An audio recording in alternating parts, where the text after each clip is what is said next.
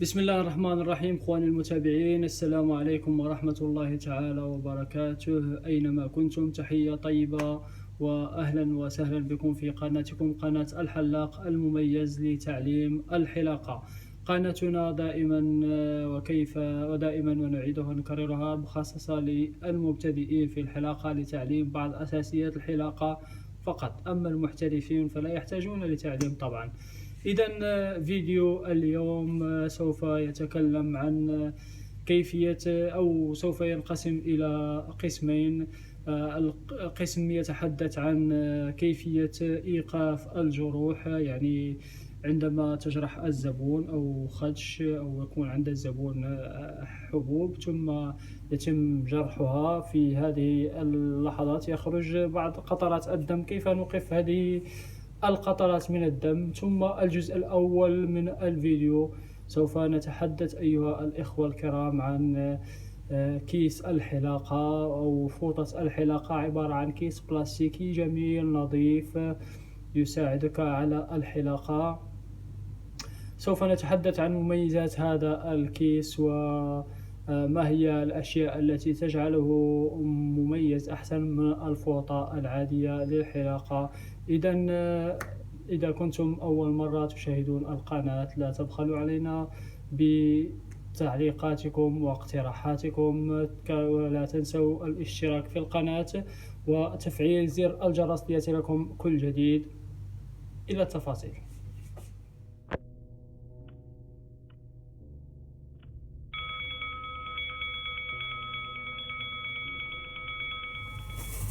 إذا أيها الإخوة الكرام، نبدأ بكيس الحلاقة، وهو على شكل فوطة الحلاقة، يكون بهذا الشكل. نفتحه على هذا الشكل نفس ما تلاحظون. هذا الكيس له العديد من المزايا. الآن سوف أظهر لكم أن لديه تشابه مع فوطة الحلاقة، نفس ما تلاحظون بهذه الطريقة. هذه الربطات نفس ما تشاهدون. الطرف الثاني،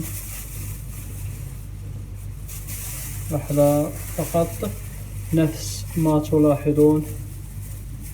إذا أيها الإخوة، أن كما تشاهدون نفس الشيء. هذا الكيس له العديد من المميزات. عندما تضعه على رقبة الزبون، إذن أنا سوف أظهر لكم الأشياء الجميلة. نفس ما تلاحظون، موجود بعض الزبائن الذين لا يريدون هذه الفوطة.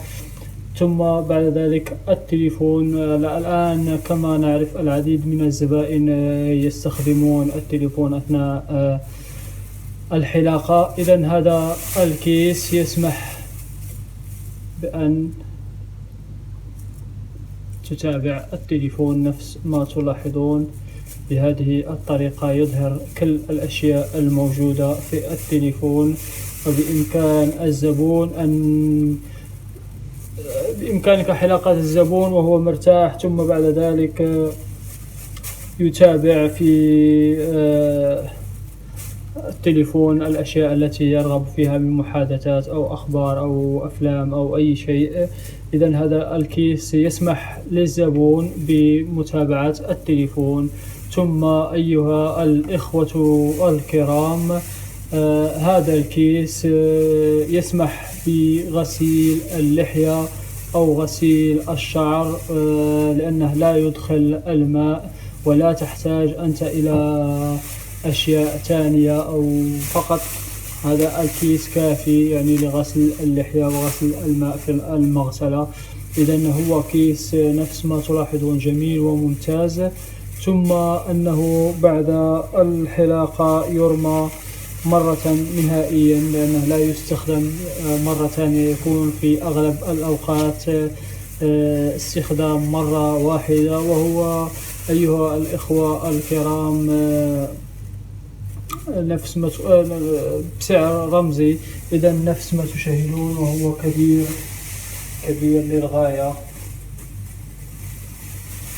كبير للغاية نفس ما تشاهدون أيها الإخوة الكرام. إذن هذا الكيس ممتاز، بالإضافة إلى أنه نظيف واستعمال مرة واحدة، ولا يحتوي على الرائحة الكريهة التي تكون في فوط الحلاقة إذا لم تكن دائما تغسل. إذن بهذا أكون قد أنهيت الجزء الخاص بكيس الحلاقة، ثم ننتقل إلى الجزء الخاص بكيفية إيقاف الجروح.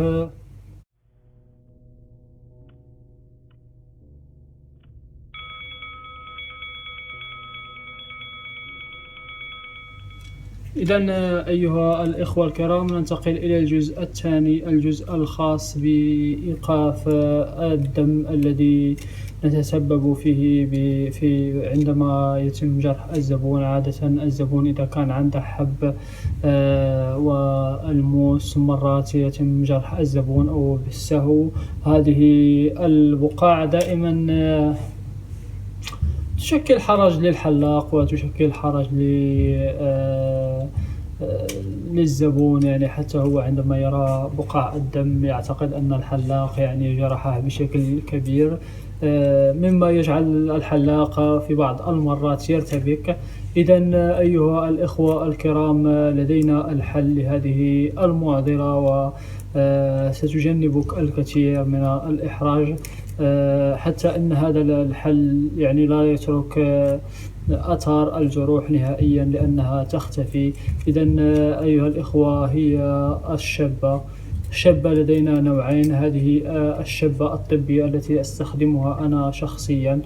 الشبة الطبية يعني هي التي تستخدم مرة واحدة. وكيف سنستخدمها؟ إذن لدينا الشبة الطبية ولدينا الشبة العادية. الشبة الطبية نفس ما تلاحظون أيها الإخوة، هي عبارة عن أعواد بها